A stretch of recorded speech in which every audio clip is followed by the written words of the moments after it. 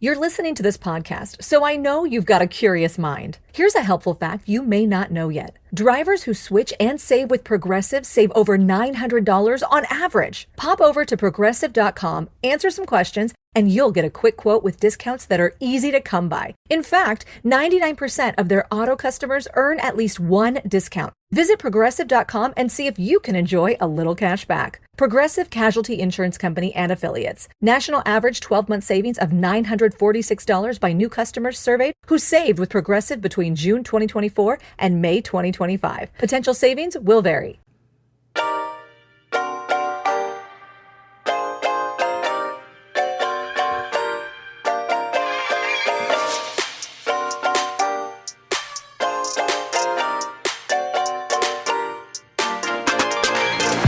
Welcome to the RuPaul's Drag Race Recap Show for All Stars 11, Episode 5, titled How To Videos. My name's Joe Batanz, and I am joined, as always, by one handy co-host. From the podcast pod is my co-pilot. Please say hello, hello, hello to Taylor the Latte Boy. Hello, Taylor. Hello, Joe. How are you? How are you doing? I'm doing well. How about you? I'm doing good. And, you know, again, it always amuses me that we say this to each other because we've just recorded a 35-minute, 35-minute, I don't know what it is. 35 minutes, yeah. Just between us girls. It was part therapy session. It was part walk down the runway. Not runway, down memory lane, runway. Was medical history at one point? Oh, medical history at one point. There was a lot going on. So if you want to hear that, go over to patreon.com/afterthoughtmedia. Join at the executive tier level and above to get that content. But let's move on with the show right now. This week, the girls of Bracket 2 teach us how to in a series of videos. On the runway categories the category is Barn This Way. On the main stage, Crystal Method and Silky Nutmeg Ganache were named the top two All-Stars of the week, forcing them to face off in a lip-sync battle for the extra point. In the end, Silky won the lip-sync and the extra point. Taylor the Latte Boy, name two things you liked about the episode and one thing you did not. Two things I liked about the episode. One of the things that I liked about the episode was one of the things that I didn't like about the episode. So it actually meets criteria for two. So I have to come up with another thing that I did like. I like it when judges seem to enjoy themselves when they're there, and I thought Gina Gershon seemed to be having if she's showing up in a big turban like that, she's you know, she's in for the show, and I thought that she played along with everybody really well, in spite of apparently the only thing they know to bring up is showgirls with her, even though she's had a very varied career on other things. But regardless, she was a good Judy as far as a co-host goes. The other thing that I liked and didn't like was when they were recording their segments, that rather than show each one at a time and Michelle sitting there going over notes with them and that sort of stuff, they did it as a collage. They did it as or not a collage, it's almost like a montage of like they sort of interspersed everybody all together, where they showed a couple seconds of April, then they would show Silky working on hers, then they would show Crystal. And in that regard, I liked that because it kept it interesting for the first 2 minutes of it. And then it went on entirely too long. So that was the thing that I liked and that I didn't like about the way that they showed them all. What does Gina Gershon have to do with one of the... What does she that was the first thing I liked was Gina Gershon. And then the second thing that I liked was that they did it sort of montage style. But then the thing that I didn't like was that the montage went on way too long. The end. That's it. The end. What about you? You stole one of mine. I actually love Gina Gershon. Who looked great, by the way. She doesn't necessarily always look great, but that turban, that might have been where they had her hair pulled back real tight, because she looked good, I thought. She looked really good, and she was present. She seemed like she'd been doing it forever. Yeah. So kudos to Gina Gershon. Other thing that I liked was I forgot to plan this part. I know what I didn't like, but I want to see if there's anything else that I liked. I thought that lip sync song was fun.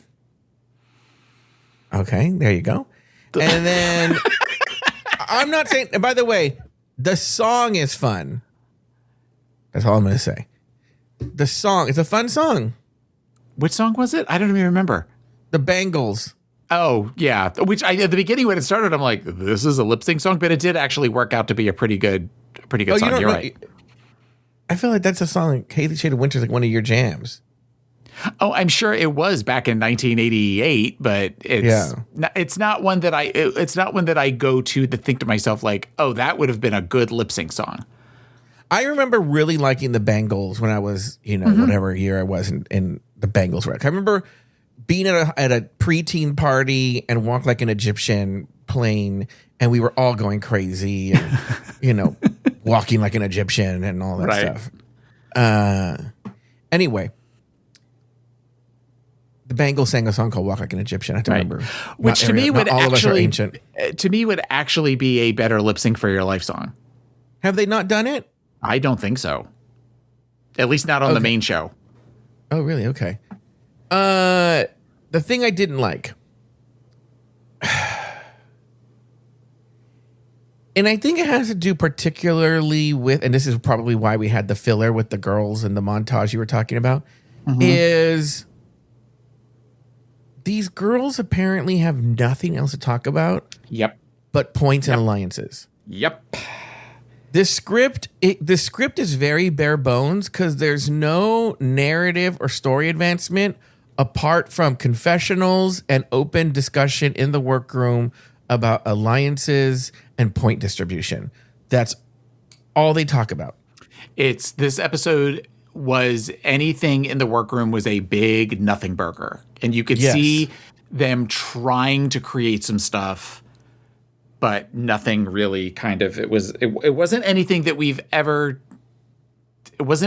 haven't already seen in countless other episodes, but not done as well to like sort of amp up the drama like we have in other. Well, if you think about it, there's a lot of people who just aren't dramatic people. So like Vivacious is too old and experienced and grizzled to engage. Wow. She's not engaging in drama. She's not. The drama stops with like she's like the black hole of drama. You try and start drama with her, it's just going to get swallowed up. Why's it got to be black? Yeah, because Mama, you need to get over that. And then that's it. And you're like, oh, okay, well, that's just saying more about you than me. Okay, all right. And you have April Carry-On. It's different kind of black hole. The insult just goes in her head and just it falls into like an echo chamber. She just didn't know she can't process it. Right. Aura Mayari is too in her own head to hear that you're insulting her. Selena S. Titties is really the only one starting drama. This Crystal, Robert keeps insisting she has some sort of personality and is good TV in the workroom. I have yet to see that. I don't see that at all. Yeah. Silky is playing nice, but I still find her compelling television. And then it could be because she's in a nothing, we'll see how it is after the merge. And this Selena S. Titties, I just really want her gone. I can't. I want to make several horribly offensive jokes, but I'm just not going to make it. Yes.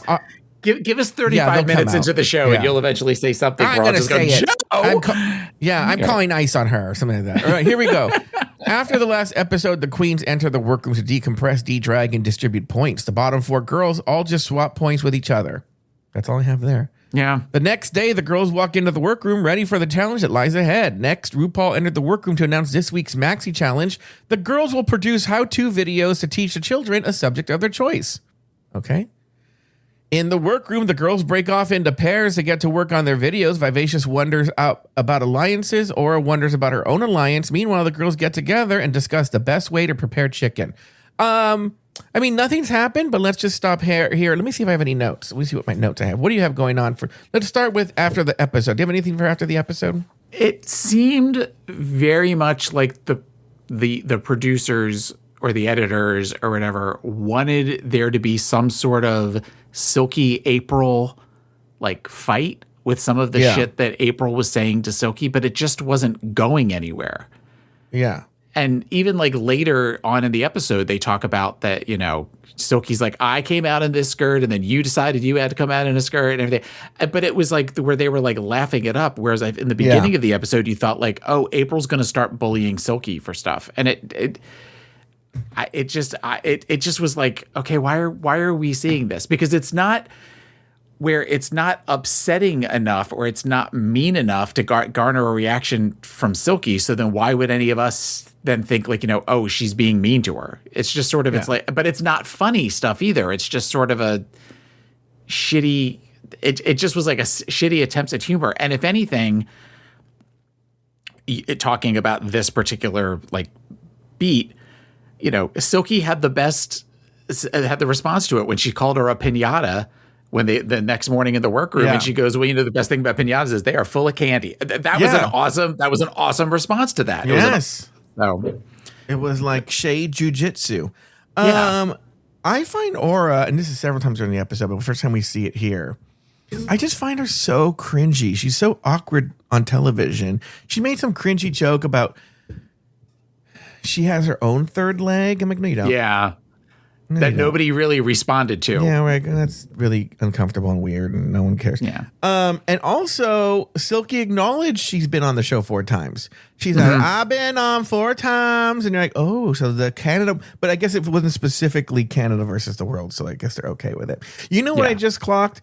We forgot to take a break. Why don't we take a break? When we come back, we will discuss the rest of the episode. Well, what little there is to discuss. We'll be back right after this.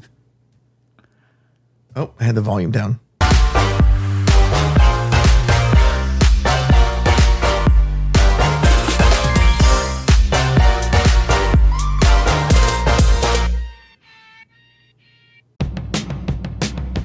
Do you hear that? Sounds like breakfast is ready. Because Quaker's coming in hot with morning nutrition. 100% whole grain oats and a good source of fiber to fuel the rhythm of your morning and kickstart your day. And that sounds absolutely delicious. Fuel to start whatever's next. Quaker, official sponsor of FIFA World Cup 26. Blowing ad budget on metrics that look great till the CFO sees them, that's bull spend. And marketers are calling it out in Dashboard Confessions. I remember telling my boss, it'll be good for the brand, when leads were slow. Yeah, it wasn't. Cut the bull spend. LinkedIn lets you target by company, job title, and more. Advertise on LinkedIn. Spend $250 on your first campaign and get a $250 credit. Go to linkedin.com/campaign. Terms and conditions apply. Tomorrow morning is knocking. Stock your fridge now. How about a creamy mocha frappuccino drink? Or a sweet vanilla? Smooth caramel maybe? Or a white chocolate mocha? Whichever you choose, delicious coffee awaits. Find Starbucks Frappuccino drinks wherever you buy your groceries.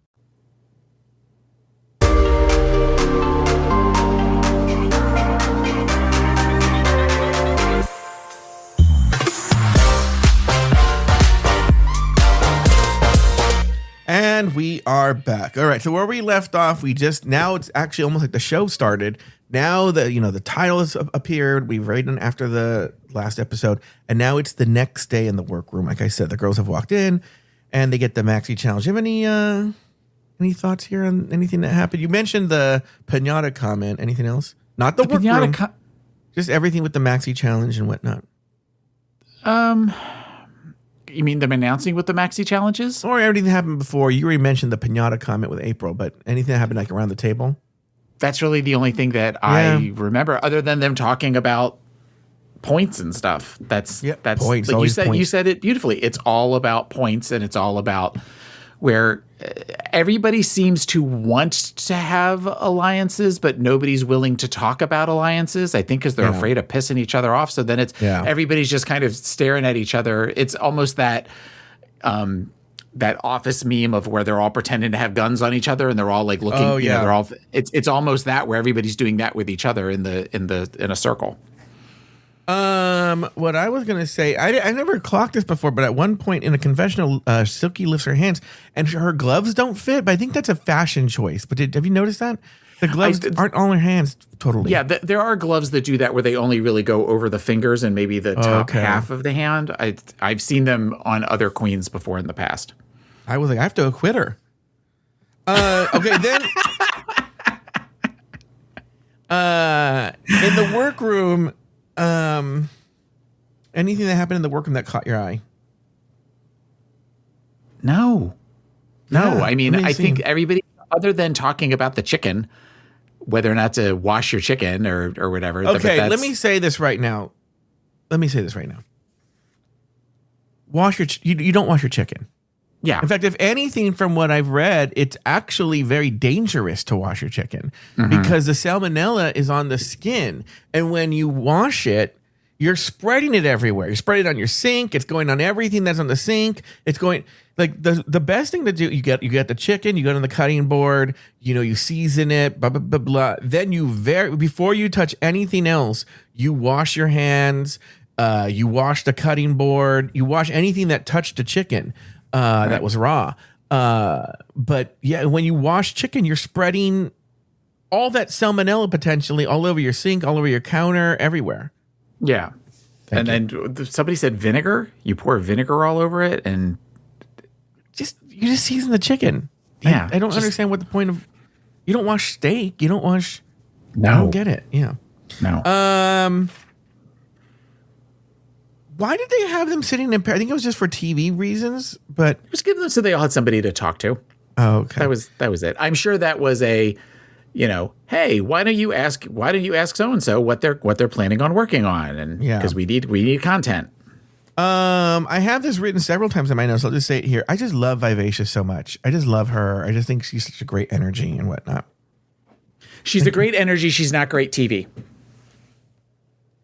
You're not great TV. Later on set to film the green screen videos, the girls get to work. That's all I have. Yeah. It's runway day and the girls get ready for the main stage. For the most part, the girls just continue to discuss points and alliances. Oh, there's a table visit section. Yeah. I didn't put the table visits in. What did you think of the table visits, Taylor? Rue referring to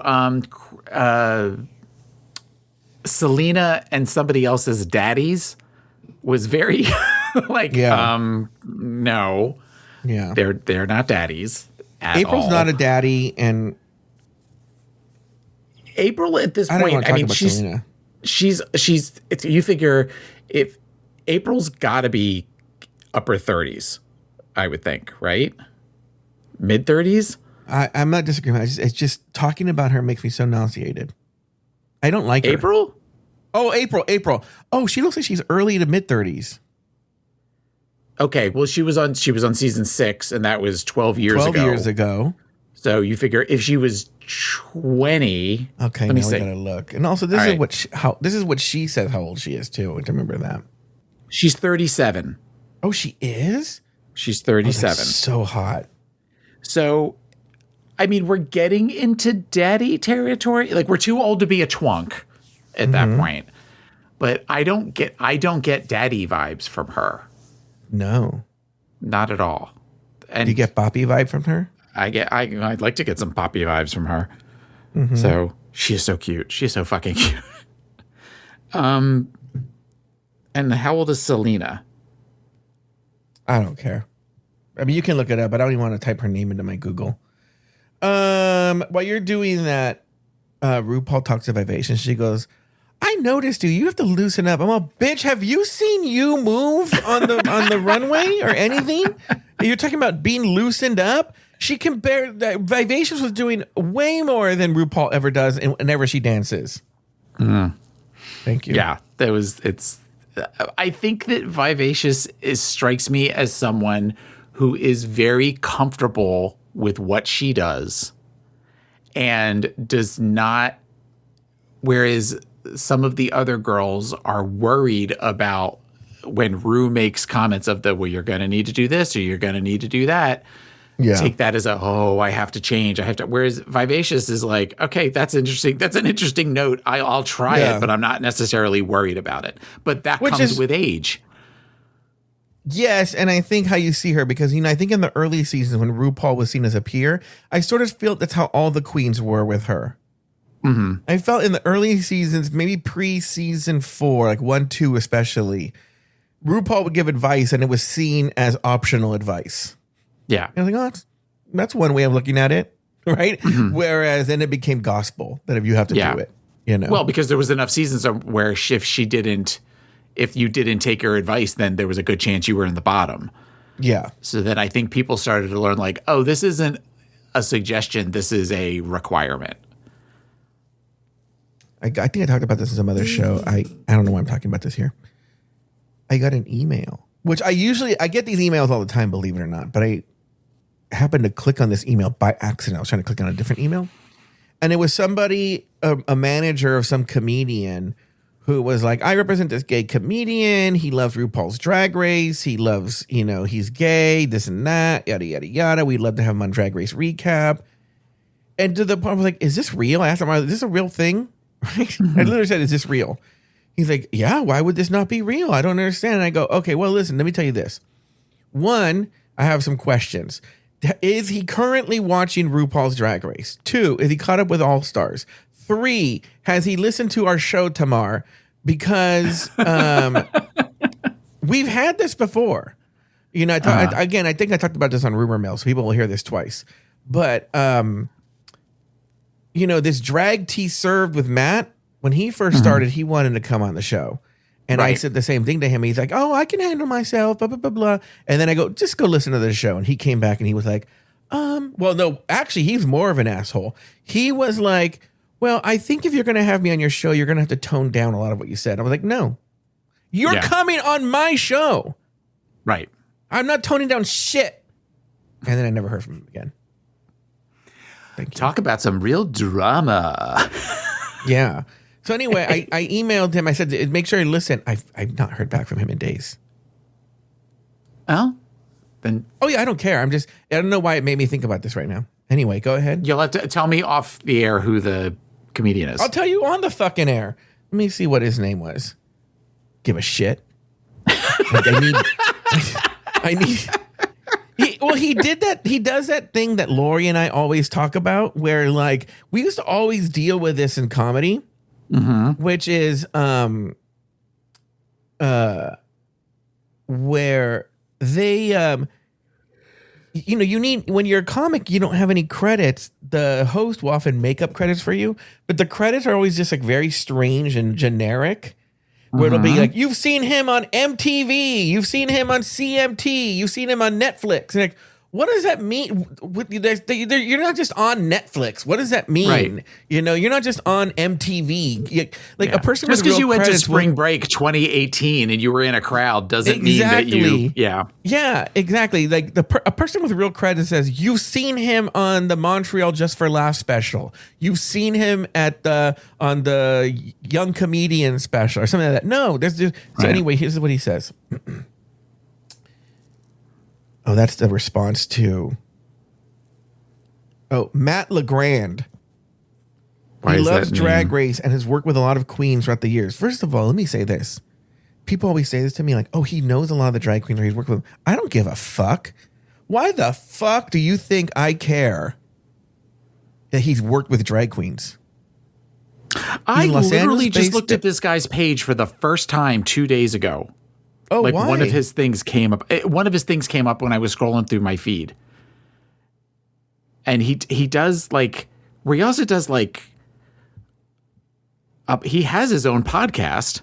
Yeah, he does. On God the Pod. Oh, because it says, you know what? He is born and raised in Indonesia. Oh, that's probably what they heard the episode. I'm all like, what was the thing? Remember when my manager was going to listen to an episode, and it was the episode I talked about Babalu fucking your wound? That sounds about right. I think I had recorded and just posted it. He said, hey, I'm going to listen to your latest episode. Is when I talked about Babalu fucking your wound. Maybe he strangely was like, I'm going to go listen to season 9, episode 6 or whatever it is. Right? He's a Los Angeles-based stand-up comedian and writer, born and raised in Indonesia as an evangelical Christian missionary. Yeah. His stand-up has been look, here we go. His stand-up has been featured on Sirius XM. What the fuck does that mean? Sirius XM has like 200 on channels. Sirius XM. You know what? You're right. You can. Yeah. Yes. 100%. Netflix is a joke radio. What does that mean? His monthly show was a part of the Netflix is a joke comedy festival, and he was named a comic to watch at the New York Comedy Festival. He has opened for Meg Stalter, Atsuko Okatsuka, and Nick Thune. Oh, fuck. Nick Thune. I used to drink with him. His writing has been featured in The Advocate and Out magazine. Okay. I don't give a flying fuck. No, actually, look, I'm being honest now. If this guy, it sounds good. If this guy listens to the show and he wants to be, I'll have him on. Yeah, it'd be great, right? But I'm not going to, especially after that glowing invitation that you just gave. I'll tell him to his busted face. I don't know. I don't know what he looks like if he has a busted face. No, he's handsome. He's a handsome guy. Okay. Anyway. I mean, I'm looking at Matt LeGrand, his manager's acting all grand. Yeah. No, I mean, on the On God, the Pod thing, I mean, like Meg Stalter is one of the people that's been on there, and he's had other people, but he has 32,000 followers. Yeah, we did too until I got some mysterious takedown. You know what's really weird? There's been developments on this Instagram thing. So, for people who don't know, during the pandemic, all I posted on our Instagram page, and we had like 32,000 followers, was go out and vote. But this is when Instagram was really like jittery. And so they sent me a warning, and then a couple days later, my account was taken down. And they wouldn't tell me why. Yep. Okay. And I tried reaching out, no response, nothing, right? Then years later, someone that we know that works at Facebook was like, hey, listen, I actually found out I can actually expedite a ticket. Okay. So they did, and they're like,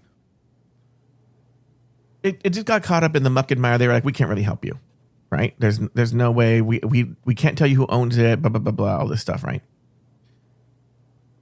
Like, whatever. And then maybe a month or two ago, I got an email from Instagram saying, hey, listen, Drag Race Recap just did something that violated our policy, and you have a year to respond, right? And I checked to see it really was from Instagram. So I contact this friend, and I didn't ask her to put in another ticket because I'm done dealing with that, right? But she was like, oh, that's really weird. And I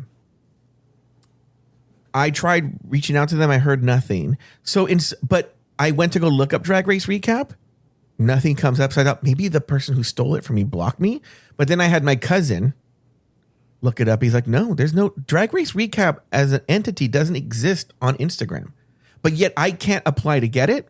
And it's somehow doing something that's I might, you know what? I'm going to write a letter to Mark Zuckerberg. Thank you. I've decided. There you go. Yeah. All right. Aura Mayari, on her little table visit with RuPaul, she's like, RuPaul's like, oh, so what do you do? And she was like, I do makeup tutorials. I'm like, bitch, why didn't you do a fucking makeup tutorial for your how-to video? They're all trying to be funny. This fucking zombie thing. I'm not going to get into it. Crystal, it's so funny. I have nothing to say about Crystal thing, but I had a question for you. Sure. What are your thoughts on banana splits? I don't know that I've ever actually in my life had a true banana split. So it's funny that you say that. I remember as a child thinking they looked amazing. Yes. And I got them somewhere I was disappointed, but I don't know where I got them, so maybe the place I disappointed. But then I saw a TikTok recently, last week. I think I'm going to have an answer to this question today. I'm going to treat myself after my rough weekend. I saw a TikTok this week that was like, you're not going to believe it. Wiener Schnitzel. Do you guys have Wiener Schnitzel out there? No. Maybe it's a West Coast thing. Wiener Schnitzel is a hot dog fast food place. Is right? that the place that has where the girls wear the big tall hats with the red? No, that's hot dog on a stick. Okay. Those are good though. No, Wiener Schnitzel, it's not as popular as it used to be. It's harder to find them, but Wiener Schnitzel is a hot dog fast food place. Okay. And they're like, not every Wiener Schnitzel has this. Only a few of them have it, but they make an incredible banana split. Now, here's the deal. I have a Wiener Schnitzel. Yeah, I do. I have a Wiener Schnitzel right by me. Okay. And they make the banana splits. They're one of the ones that make the banana split. then I think you and need I to just take a people jog down try there. it, and they're like, "Yeah, I'm gonna go down there. I'm gonna have a banana split. I'll tell you how it is." I just remember when we were kids, like we used to go to like an ice cream stand where you could get them, but we just were always sort of directed to get an ice cream cone. Yeah. And so that's what I would just eat ice cream cones. And then there was a place called Farrell's, Farrel. I remember that. Yeah. Okay. So there's a really interesting YouTube video about the history of Farrell's. So that we used to go to. But I think even then it was sort of like you would get an ice cream cone if we sat down, but I would get the upside down, like where it looked like a clown kind of thing, where they would put the cone on top in the bowl and that sort of thing. And then we started going to Friendly's, and you could get a banana split there, but I was always a Reese's Pieces sundae guy. I feel like a banana split is visually appealing. Yeah. But we'll find out. So I've seen people on TikTok overdo things. So everything someone eats on TikTok is like, like where they're sitting in their car and doing the, against the. If I'm going to tell you right now, on a TikTok video, if you do the thing with the nails and the thing, skip, going. Nope. I don't care what it is. I'm out. I hate it. I've seen videos where people make fun of that, where they say, a normal person drinking a Starbucks in their car, an influencer drinking, and where guys, I'm so scared to drink this iced coffee. Shut the fuck up. It's an iced coffee. Calm down. Finally, Selena, I'm going to defend Selena here. Why did RuPaul ask her to do her bit she's going to do in the video right then and there? Bitch, I'm going to do it in the fucking video. Don't make me blow my load right here. Yeah. Thank you. That's all the notes I had for the table viz. Anything else for you? The aura thing about her dad, it felt very I don't want to say it didn't happen.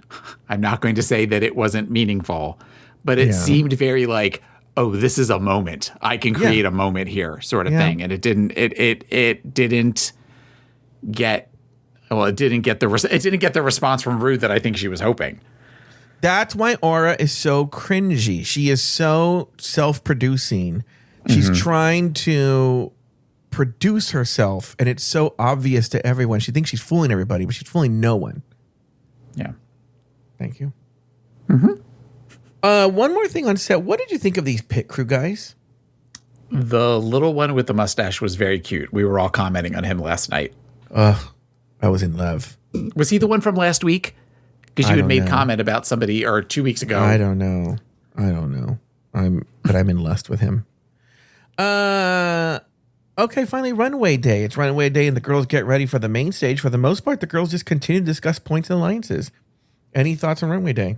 Well, I think where Selena talked to Aura about points and then walked over to somebody else and started talking about points and alliances. And Aura didn't call her on it. I would have called her ass on it. Like, wait a minute, you and I were just talking a second ago. It just seemed, again, it's something that could have been something, but was just a big nothing burger. There was just nothing. There was nothing interesting about it. 100%. I agree with you. It's all a bunch of big nothing.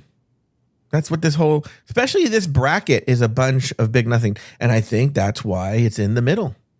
I think it's in the middle. I just have to say this. One, the Latina Alliance, which is April, who is not from Los Angeles. She's from Puerto Rico. Crystal, who's not from Los Angeles. She's from Missouri. And I remember us finding out last year, Selena's not even from Los Angeles originally. She's from like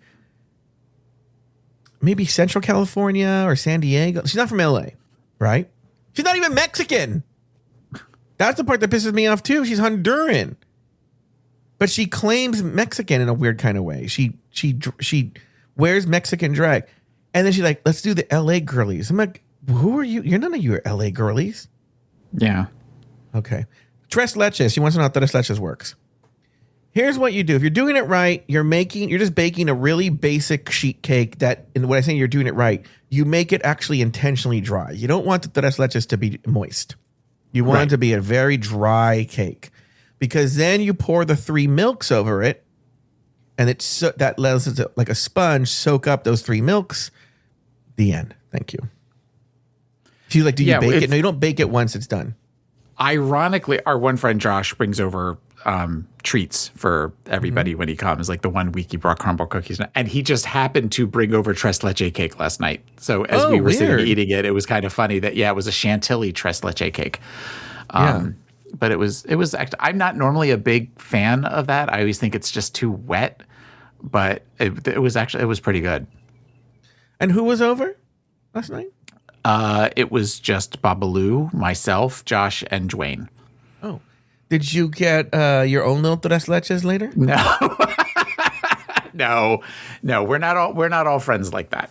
That's not part of the.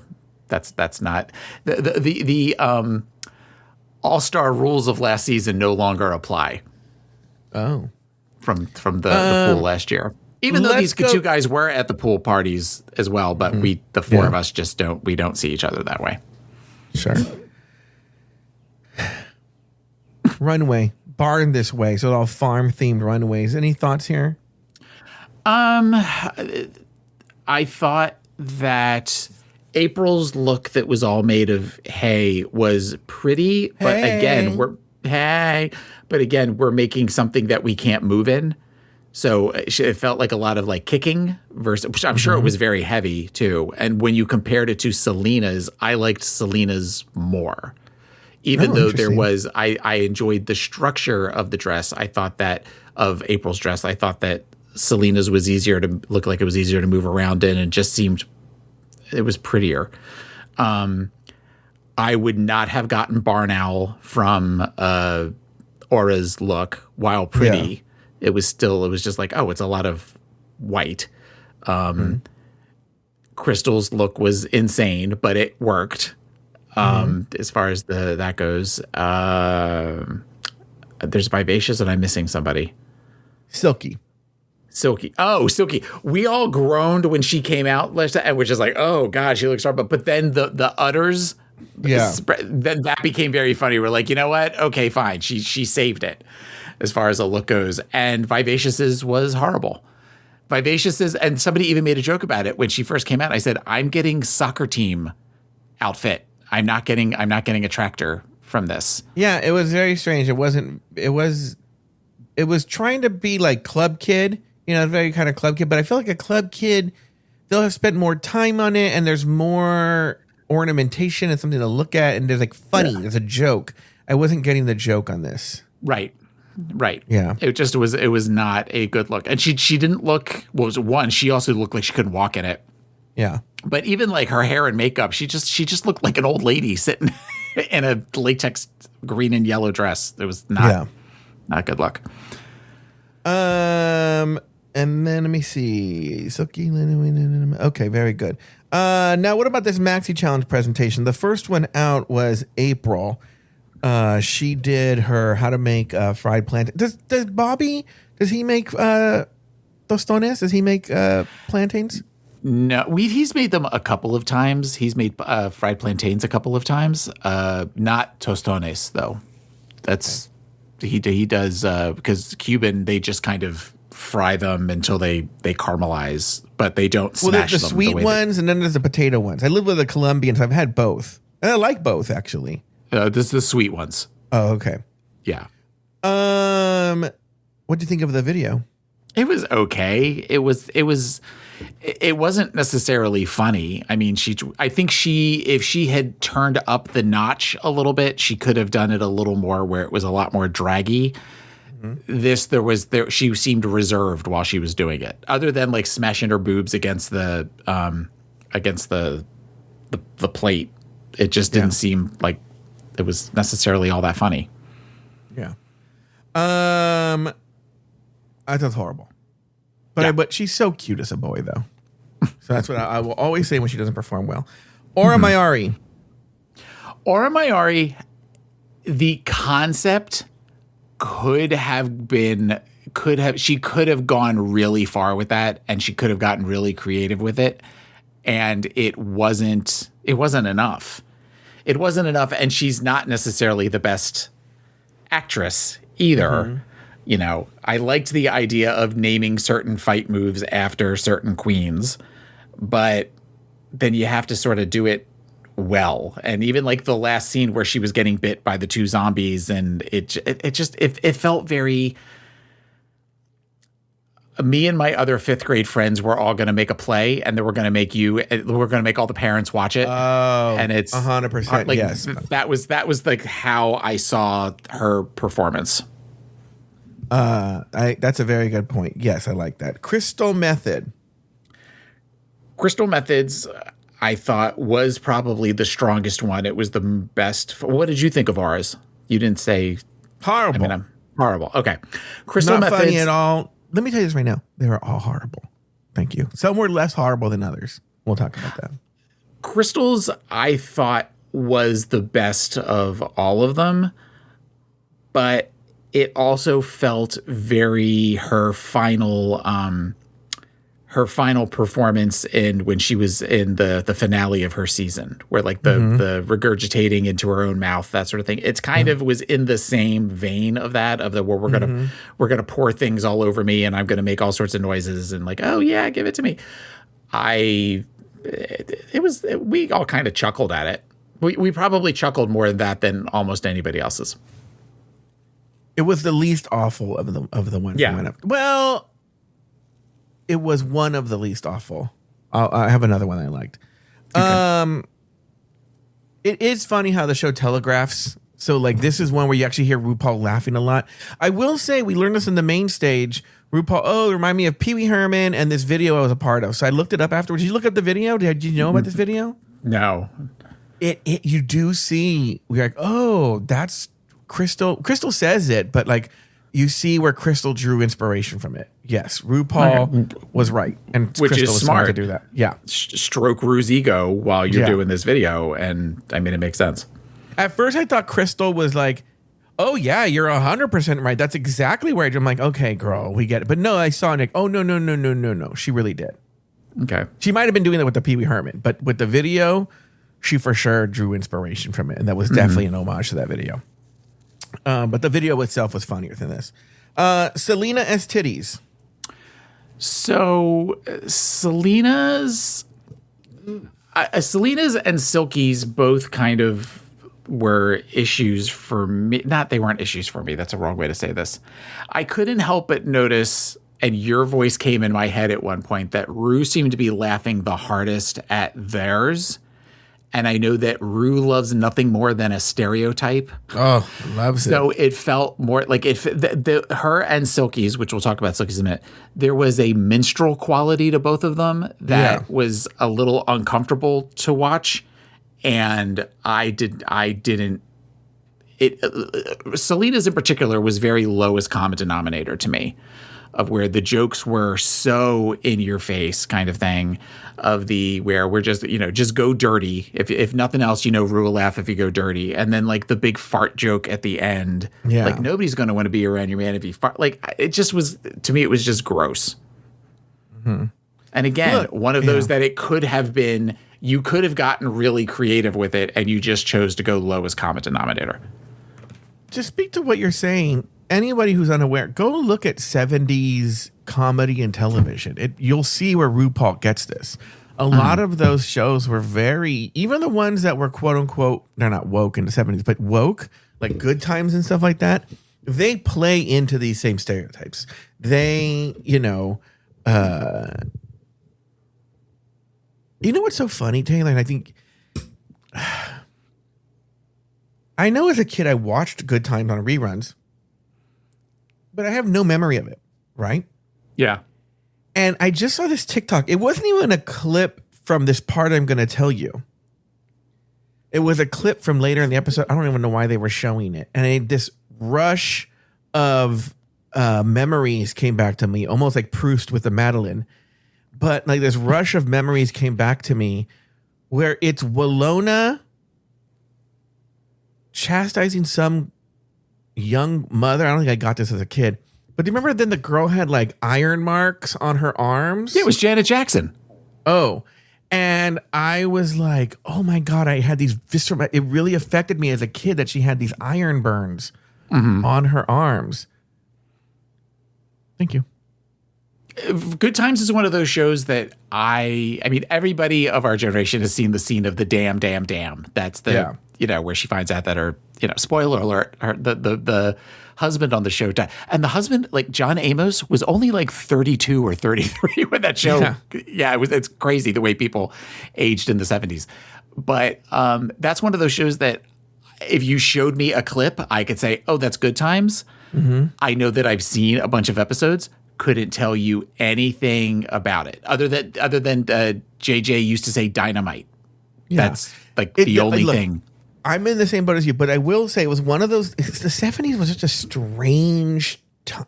The 80s changed a lot. I don't know if it was Reagan or whatever, but the 70s in terms of film and television was really pushing boundaries that I still don't even think they push today.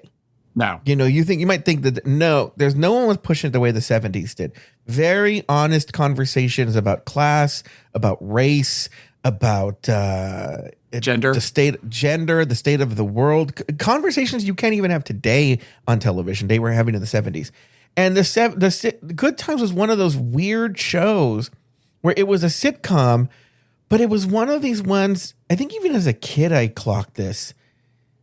And I think this was a commentary on society. Every time the family thought they were getting ahead, by the end, they were just back where they started. Yeah. Or worse. And, but I think that was the point of the show, was that even despite that, they still had each other. And it was kind of a depressing show, but it was a comedy, know, but they tackled very serious topics and whatnot. That was a lot. I mean, you're talking about it was a Norman Lear show, and a lot of Norman Lear shows. For some reason in like high school, I decided, because All in the Family was on every night at 10 o'clock, and I had gotten my mom a book about different sitcoms that I know that she liked, and they listed every single episode. So I decided I wanted to watch every episode of All in the Family, and I was like, check it, put a check mark next to each one after I'd seen it. And something that I didn't realize until you go back and watch it, every Christmas episode for All in the Family is depressing. Oh, really? It always ends in a very depressing way. I feel like the one where like Edith was attacked was a Christmas episode. Oh, really? Yeah, like it's all things like that. So, but almost all of the episodes at some point, it would be funny, and then it gets real serious at the end. And there is always a close-up where they, do a real extreme close-up on whether it was, Archie Bunker or whoever was talking. And it's one of those where you can, like, it's almost like when you turn the sound up on like a record or something and there's no sound, but you can hear all the static. Like you can hear all of that just because of the old videotapes or whatever. Yeah. The room noise. And you can like hear a pin drop in these rooms. Yeah. And but that's sort of that's what you're talking about. Those Norman Lear shows of the 70s. That's the way they all were. They all, whether it was that or Maude or the Jeffersons or anything like that. The Jeffersons, which was so silly, but you can see have you ever seen the one, and it's actually played for laughs, the one where like, and by the way, I'm going to say N-word. They said the N-word. But the one where George is like in a sort of battle of words with a white guy, and they're going back and forth, and you're a fool, honky, this, and then the guy says to George N-word, and he goes, dead man. It's Tom. Like Tom Willis says that. Tom is the one that says it. He says it, well, you're and then says the word. Yeah. That show is Tom Willis, by the way, for people to know, was the best friends of the Jeffersons, and he was married to a black woman, Roxy Roker, who is Lenny Kravitz's mother. Yes. Right. And they just were doing crazy shit that they still don't do to this day. It's All in the Family could never be produced now. Well, what's funny is on the T, Jay and I had a conversation about ratings and late night and what's not. And what's funny is, to do an update on this, is there's been a lot of discussion, and I'm not going to defend CBS at all, but I'm going to explain some things to you. There's been a lot of discussion about, CBS post Stephen Colbert. And there's been a lot of like TikTok takes that are like, oh, well, CBS's ratings dropped 82% or something after Stephen Colbert left. Let me tell you something. They're happy and they're winning, because This what's his name? Who a friend of mine works for him actually, Byron Allen. He pays CBS for that time. They don't pay any money. They're paying. Right. He's paying them like $50 million or something, right, for that time slot. And then he sells his own advertising. So one, they're making $50 million. Two, they're winning because they're not losing the money they were losing on that show. So in a weird kind of way, they can get 0 ratings. They don't give a shit. Someone's paying them for the time and they're making money. So from a monetary standpoint, they're fine. Anyway, in that article, we were talking about how Stephen Colbert got a 6.5 on his final episode on a rating, Nielsen rating. And in our conversation with Jay and I were talking about how it's crazy how ratings have changed over the years. And like in Happy Days, they were regularly getting like 30 million people on an average episode. Right. And I saw, for some other reason, I looked up Johnny Carson and his ratings. Johnny Carson was averaging 7.5.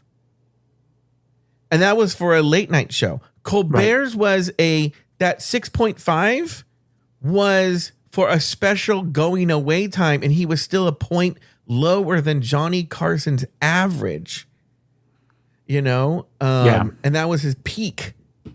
So it shows you how much, people, TV in the 70s, like if you were on Happy Days, you were on the biggest show on TV. And like 50 million people a week were watching that show. It's different now. Yeah, it's very different now. You also figure, Johnny Carson went off the air in 93. 93. That was the beginning of cable, really the way that we see cable now. But, in the 70s, there was 3 networks. And you watched Nightline, Johnny Carson, or whatever CBS had on at the time. Like that, those were your options. Yeah, there was probably... It wasn't even infomercials at that point. That's actually why I was looking up Carson. Is what people forget is Carson on CBS, especially, or other networks, would go up against like reruns of MASH or something like that. Yeah. But believe it or not, they wouldn't beat Carson. I looked it up. I thought in my head they beat Carson. They didn't beat Carson, but they did pretty well. Carson's getting a 7.5, but they're getting like a 4 or 5. And meanwhile, CBS is spending no money. The reason they wanted to get in the late night was, you don't really have this anymore, it was seen as prestige. It wasn't necessarily, it was a loss leader. Mm-hmm. It wasn't necessarily because you wanted the ratings. Yeah. Thank you. Silky's bit. I think... she seemed very comfortable, which was a good thing, I guess. The little Silky thing, it was okay. She had a couple of good dings at herself, which I think is a good way. It sort of helps to kind of humanize her a little bit, that she realizes some of the things that she's fucked up in the past and can't bring that up. But I mean, it was very like minstrelly to me. Well, look, I wrote that I liked. I don't know if I liked it. To me, it was the least shitty of all of them. It wasn't good, but you could see the seeds of something good in there. They never got to good, but you could see the seeds there. And finally, Vivacious. Vivacious looked terrified. Yeah, doing it. It was that. This is why I'm like, she's giving full on. Much like we talked about Mystique giving Auntie, that's what Vivacious is giving to me. She's giving very Auntie, but Auntie that can't be bothered. Whereas I feel like Mystique was very Auntie that wants to be in everybody's business. Yeah. I thought, look, it's not good, but like going with the Auntie vibes, I was like, oh, come on, she's old. Give her a girl a break. It does make me want to have jerk chicken though. I haven't had jerk chicken in a while. Oh, it's really good. It's if you like spicy and you get it from a really good place that makes it really good, it will set your eyebrows on fire, but it's delicious. I've actually made it a couple of times and it's pretty good. All right, let's go to that main stage. Later on the main stage, Crystal Method and Silky Nutmeg Ganache were named the top 2 All-Stars of the week, forcing them to face off in a lip-sync battle for the extra point. The song, Hazy Shade of Winter by the Bangles. In the end, Silky was named the winner of the lip-sync and the extra point. Tale of the Latte Boy Were the right two queens in the top, and did the right queen win the lip sync? Some could. I think Crystal absolutely belonged to the top. You could make an argument that in theory it could have gone to Selena instead of Silky for the top two, because they're both like which was the better of the two evils, the lesser of two evils kind of thing. But I mean, it from a production standpoint, they were going to absolutely make sure that Silky was there, because that was telegraphed in the beginning, where she was saying, if I don't get any points, then I know that I'm not going further in this competition. And that was when they were doing point distribution. But Silky is such a personality, there was no way they weren't going to make sure that she got some points to kind of move ahead. Well, I think in this bracket, we called it on Meet the Queens. I mean, there's no way that's not Silky, and we knew this the whole time. Right. And Crystal going forward. I mean, that's just the way it's going to be. Look, I have my notes here. Were the right two queens? Yeah, I think the right two queens are top. I like both of their videos the most. Did the right queen win the lip sync, though? What did you think of that? No. Oh, you would have given it to Crystal. I would have given it to Crystal, and we all would have given it to Crystal. But again, if they did that, it would have pushed her too far, much like kind of like the Dawn thing back, it would have pushed her too far ahead from everybody else. So that's why they gave it to Silky, because other than Silky at the end pulling those flags out, which had nothing to do with anything. It was just a very weird, prop queen kind of thing. It was not a great lip sync, and it seemed like the camera was very focused on Crystal through most of the performance, and she was giving. And then at the last couple of minutes, she did the dress reveal and then pulled these things out. And then they were laughing like, where the hell did she have those? But that was the only interesting thing she did within the course of the whole song. I think I agree with you in spirit. I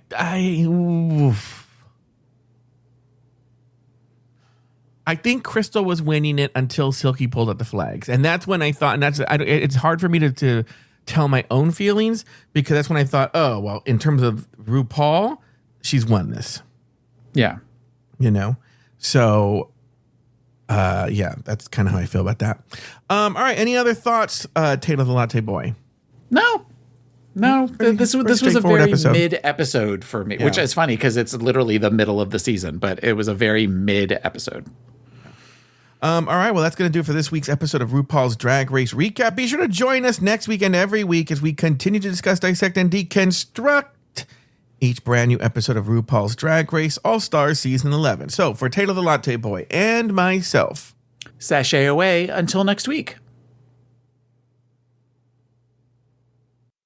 Close your eyes. Listen to Monday.com. Feel the sensation of an AI work platform. So flexible and intuitive, it feels like it was built just for you. Now open your eyes, go to Monday.com, start for free, and finally breathe.